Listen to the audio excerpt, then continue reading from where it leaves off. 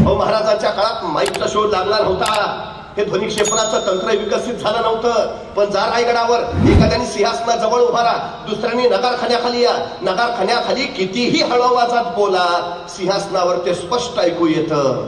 आजही परवा राजगडाच्या राजमाचीचं बांधकाम चालू होतं. 350 वर्षापूर्वी शिवाजी महाराजांनी बांधलेले अँटी चेंबर सापडले. अँटी चेंबर ही संकल्पना आताची, महाराजांनी त्यावेळी अस्तित्वात आणली. कधी रायगडावर गेला तर तख्ताच्या मागच्या बाजूलाच अंडरग्राऊंड अँटी चेंबर आहे, बघून या कधीतरी. कुठलं लाकूड जाळ्यावर काळा दूर होतो, कुठलं लाकूड जाळ्यावर पांढरा दूर, कुठलं लाकूड जाळ्यावर निळ्या ज्वाळा, कुठलं लाकूड जाळ्यावर लाल ज्वाळा, याच्यात संकेत ठरायचे महाराजांचे. आमचा तानाजी कोंडाणा घ्यायला गेला, कोंडाणा जिंकला, मग मावळ्याने कोंडाण्यावरची गवताची गंज पेटवली, त्या गवताच्या गंजीचा पांढरा धूर आसमानात भिडला आणि कोंडाण्यावरचा तो पांढरा धूर राजाने राजगडावरून बघितला आणि राजे कडाडले, गड फते. म्हणजे पांढरा धूर हा संकेत आहे विजय मिळाल्याचा.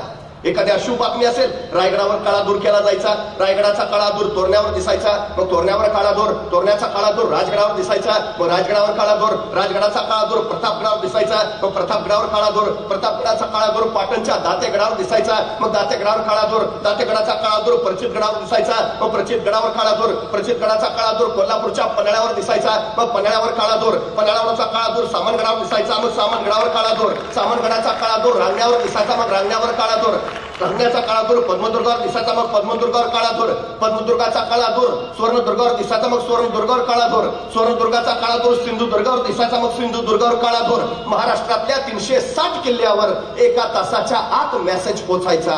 काय झालंय? Out of coverage, not reachable, सभी लाईने व्यस्त आहे. प्रकार नाही हो.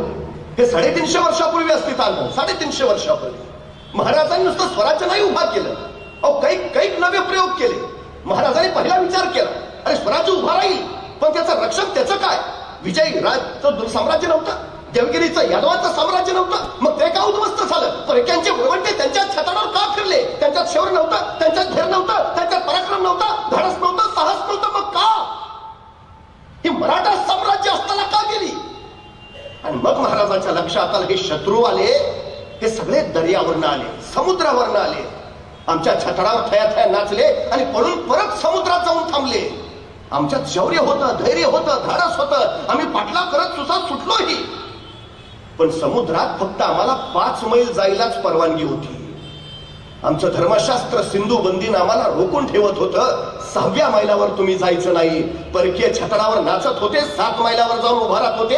आम्ही पाठलाग फक्त 6 मैलापर्यंत करू शकत होतो. शौर्य असूनही ते कारणी लागत नव्हतं. मग महाराजांच्या लक्षात आलं, सिंधू बंदी मोडायला हवी. मग महाराजांनी आंदोलन केलं, महाराजांनी मोर्चा काढला, महाराज उपोषणाला बसले आझाद मैदानावर. काय केलं महाराजांनी?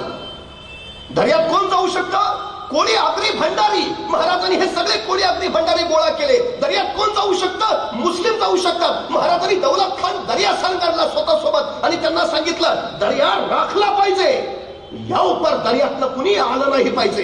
अहो, ते अरबी लोक यायचे, कोकणातल्या बायका पळवायचे, भर तर्वावर त्यांची आबरू उठायचे, माणसं वाटवायचे, नाक कान कापायचे, दर्या रताळून टाकायचे. खवळले महाराज, दौलत खानावर खराडले. दौलत खा, या उपर जर असे पातक घडले तर त्याचे पाप तुमच्या माथी बसेल. आणि दौलत खानाला वर्दी मिळाली, काही अरबी आले, आक्रमण करायला आले आणि बघता बघता मराठ्यांचं आरमार सुसाट सुटलं. फार मस्कत पर्यंत पाठलाग करत गेलं. मस्कतला तुंबळ युद्ध झालं. काही अरब दर्यातच कापले गेले.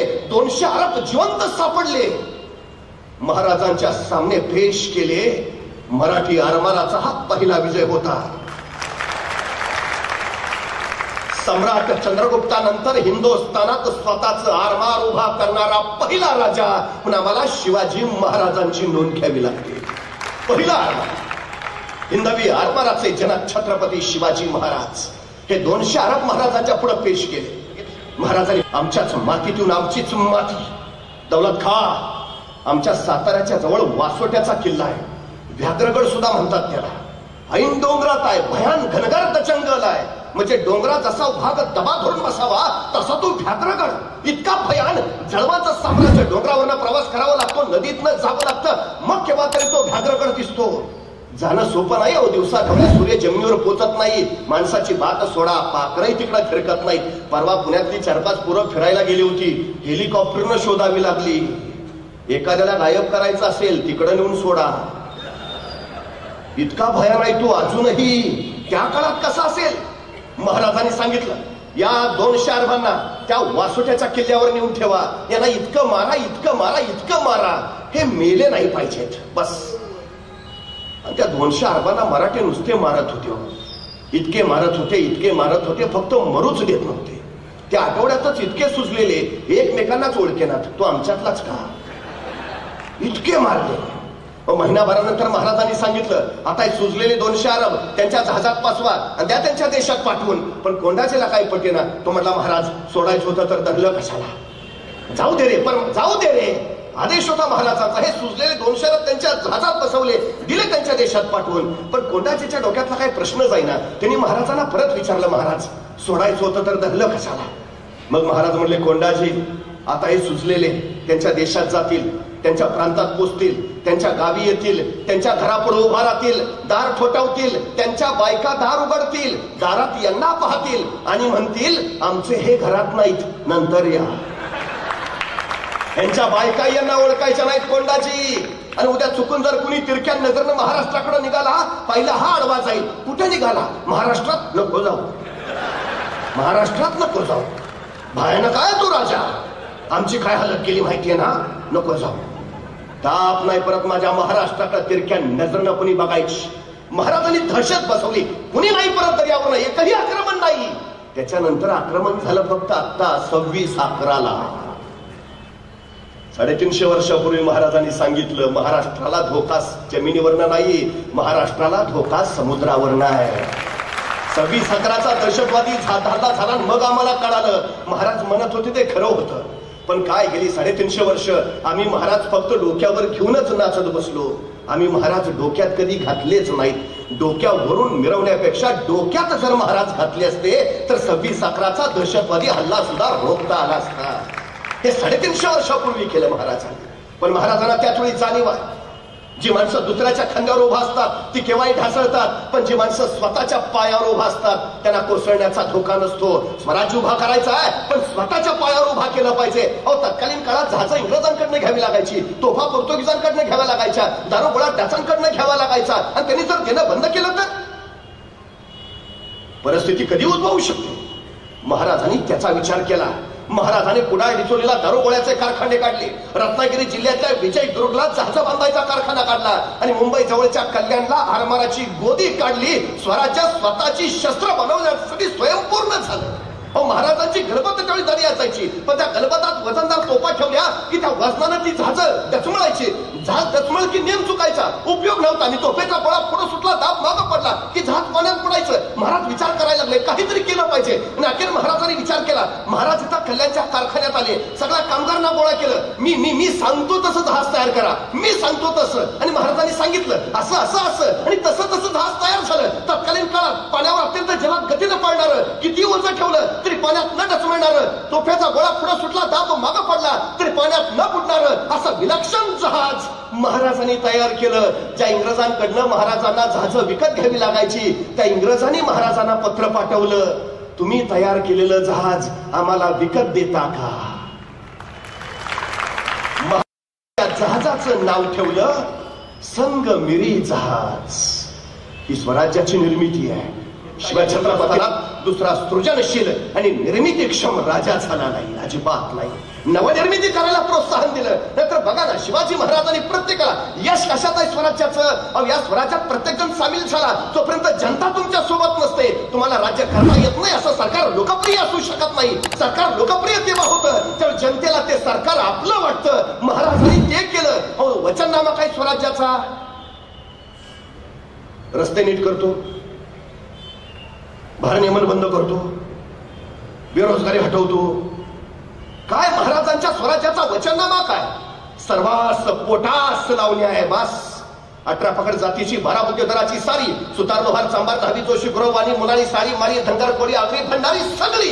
हे कारखाने काढले. सुतारला काय मिळालं, लोहाराला काय मिळालं, चांभारला काय मिळालं? प्रत्येक जण पोटाला लागला, स्वराज्यात सामील झाला. सुतार सुद्धा ती फरी रांधताना कोण आनंदाने रांधायचा,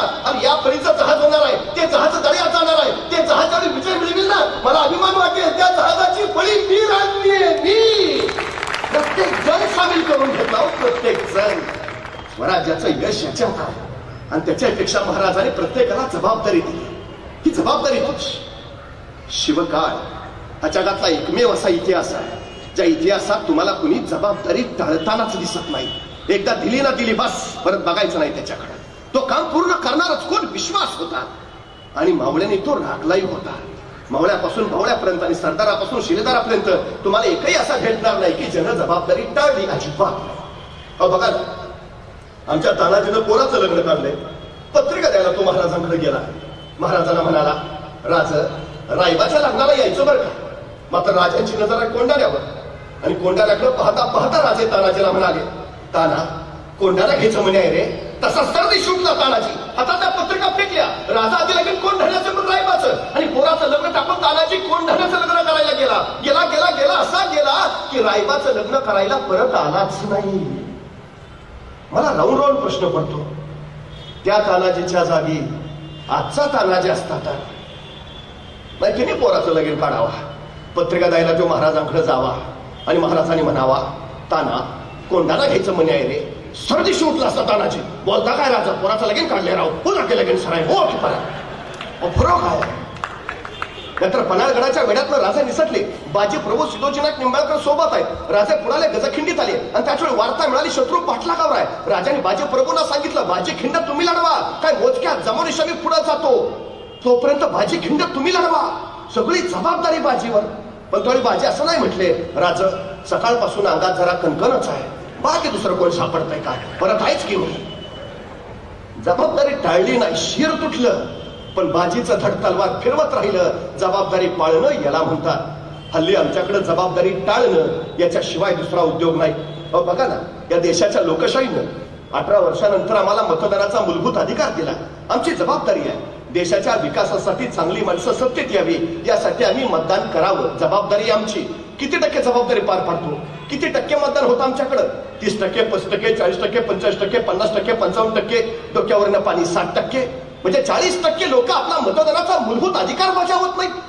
जबाबदारीच चालत नाही. आणि मग आम्ही म्हणतो देश भरकटलाय, भ्रष्टाचार वाढलाय, असं झालंय तसं झालंय. तू गप. तुला तुझी साधी मतदानाची जबाबदारी पार पाडता येत नाही. तू काय सांगतो? तुला बोलायचा अधिकार नाही, अजिबात नाही. ज्या दिवशी माझ्या देशात 100% मतदान होईल त्या दिवशी एकही चुकीचा माणूस सत्तेत आलेला नसेल, एकही. आणि मला एक कळत नाही, काय अडचण काय मतदान करायला? मतदान करायला काय पैसे पडतात? हल्ली मिळतात. ती आमची शोकांतिका लोकशाहीची.